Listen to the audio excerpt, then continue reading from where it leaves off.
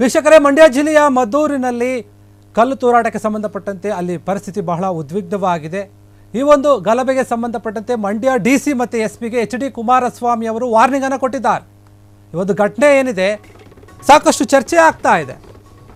ಈ ಘಟನೆಗೆ ಸಂಬಂಧಪಟ್ಟಂತೆ ಎಚ್ ಡಿ ಕುಮಾರಸ್ವಾಮಿ ಅವರು ಅಲ್ಲಿನ ಡಿಸಿ ಮತ್ತು ಎಸ್ಪಿಗೆ ವಾರ್ನಿಂಗ್ ಅನ್ನು ಕೊಟ್ಟಿರುವಂಥದ್ದು.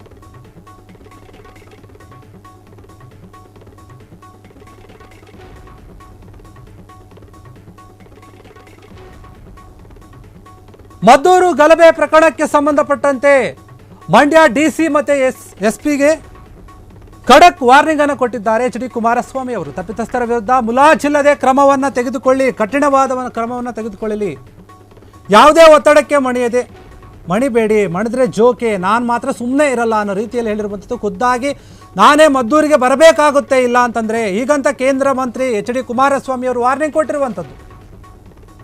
ಕರೆ ಮಾಡಿ ಖಡಕ್ ಆಗಿ ಎಚ್ಚರಿಕೆ ಕೊಟ್ಟಂತಹ ಕುಮಾರಸ್ವಾಮಿ, ಎಚ್ ಡಿ ಕುಮಾರಸ್ವಾಮಿ ಅವರು ಈಗಂತ ಹೇಳಿದ್ದಾರೆ ಈ ಒಂದು ಪ್ರಕರಣಕ್ಕೆ ಸಂಬಂಧಪಟ್ಟಂತೆ. ರಾಜ್ಯದಲ್ಲಿ ಈ ರೀತಿಯಾಗಲು ಕಾಂಗ್ರೆಸ್ ಆಡಳಿತವೇ ಕಾರಣ. ಹಿಂದೂ ಸಮಾಜದಲ್ಲಿ ಸರ್ಕಾರ ಅಸಮಾಧಾನವನ್ನು ಮೂಡಿಸ್ತಾ ಇದೆ. ಈ ಒಂದು ಗಲಭೆ ಏನಾಗಿದೆ ಇದಕ್ಕೆ ನೇರವಾಗಿ ಕಾಂಗ್ರೆಸ್ ಸರ್ಕಾರವೇ ಕಾರಣ. ಹಿಂದೂ ಸಮಾಜದಲ್ಲಿ ಏನಾಗ್ತಾ ಇದೆ, ಈ ರೀತಿಯಾದಂತಹ ಒಂದು ಗಲಭೆ ನಡೆಯೋಕ್ಕೆ ಕಾರಣ ನೇರವಾಗಿ ಅಲ್ಲಿನ ಕಾಂಗ್ರೆಸ್ ಸರ್ಕಾರವೇ.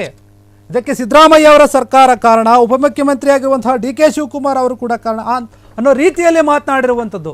ಯಾಕಂದರೆ ನಿನ್ನೆಯಿಂದಲೂ ಕೂಡ ಮದ್ದೂರಿನಲ್ಲಿ ಅಲ್ಲಿನ ಪರಿಸ್ಥಿತಿ ಸರಿಯಿಲ್ಲ.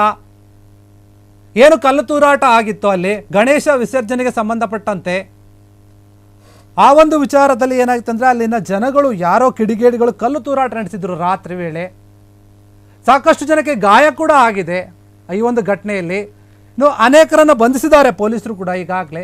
ಆದರೂ ಕೂಡ ಈ ರೀತಿಯಾಗಿ ಎಚ್ಚರಿಕೆಯನ್ನು ಕೊಟ್ಟಿರುವಂಥದ್ದು ಎಚ್ ಡಿ ಕುಮಾರಸ್ವಾಮಿ ಅವರು. ಈ ಒಂದು ಪ್ರಕರಣದಲ್ಲಿ ನೀವು ಯಾರ್ದಾದ್ರೂ ಒಂದು ಒತ್ತಡಕ್ಕೆ ಏನಾದರೂ ಮಣಿದ್ರೆ ಜೋಕೆ, ನಾನು ಮಾತ್ರ ಸುಮ್ಮನೆ ಇರೋದಿಲ್ಲ, ಹುಷಾರಾಗಿರಿ ನೀವು ಅನ್ನೋ ಲೆಕ್ಕದಲ್ಲಿ ಡಿ ಸಿ ಮತ್ತು ಎಸ್ ಪಿಗೆ ವಾರ್ನಿಂಗನ್ನು ಕೊಟ್ಟಿರುವಂಥದ್ದು. ಇಲ್ಲ ಅಂದರೆ ಖುದ್ದಾಗಿ ನಾನೇ ಬರಬೇಕಾಗುತ್ತೆ, ದೆಹಲಿಯಿಂದ ಮದ್ದೂರಿಗೆ ಬರ್ತೀನಿ, ಮಂಡ್ಯಕ್ಕೆ ಬರ್ತೀನಿ, ಈ ಒಂದು ಏನಿದೆ ಈ ಒಂದು ವಿಚಾರದ ಬಗ್ಗೆ ನಾನೇ ನಿಲ್ತೀನಿ ಅನ್ನೋ ರೀತಿಯಲ್ಲಿ ವಾರ್ನಿಂಗನ್ನು ಕೊಟ್ಟಿರುವಂಥದ್ದು.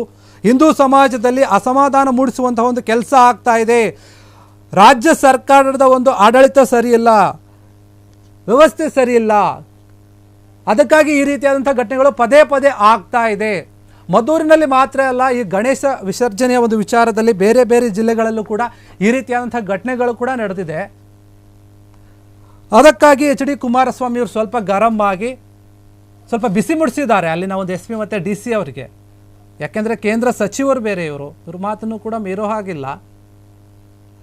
ಅಲ್ಲಿನ ಪೊಲೀಸ್ ಇಲಾಖೆಯವರು ಡಿ ಸಿ ಅವರು ಏನಿದ್ದಾರೆ ಅವರು ಇವರ ಮಾತನ್ನು ಕೂಡ ಕೇಳಬೇಕಾಗತ್ತೆ, ಆಲಿಸಬೇಕಾಗತ್ತೆ. ಖುದ್ದಾಗಿ ಅವರೇ ಫೋನ್ ಮಾಡಿ ಹೇಳಿರೋದ್ರಿಂದ ಅದು ವಾರ್ನಿಂಗ್ ಬೇರೆ ಕೊಟ್ಟಿರೋದು, ಹೇಳಿರೋದಲ್ಲ ವಾರ್ನಿಂಗ್ ಕೊಟ್ಟಿರೋದು ಇವರು. ಹೀಗಾಗಿ ಒಂದು ಪ್ರಕರಣದಲ್ಲಿ ಅಲ್ಲಿನ ಒಂದು ಡಿ ಸಿ ಮತ್ತು ಎಸ್ ಪಿ ಅವರು ಯಾವ ಒಂದು ತೀರ್ಮಾನ ತಗೊಳ್ತಾರೆ, ಏನು ತನಿಖೆ ನಡೆಸ್ತಾರೆ ನೋಡಬೇಕು. ಕ್ಷಣ ಕ್ಷಣದ ಸುದ್ದಿಗಳಿಗಾಗಿ ಫ್ರೀಡಂ ಟಿವಿ ಸಬ್ಸ್ಕ್ರೈಬ್ ಮಾಡಿ, ಲೈಕ್ ಮಾಡಿ ಹಾಗೂ ಫಾಲೋ ಮಾಡಿ. ಹೊಸ ಸುದ್ದಿಗಳ ನೋಟಿಫಿಕೇಶನ್ಗಾಗಿ ಬೆಲ್ ಐಕಾನ್ ಮೇಲೆ ಕ್ಲಿಕ್ ಮಾಡಿ.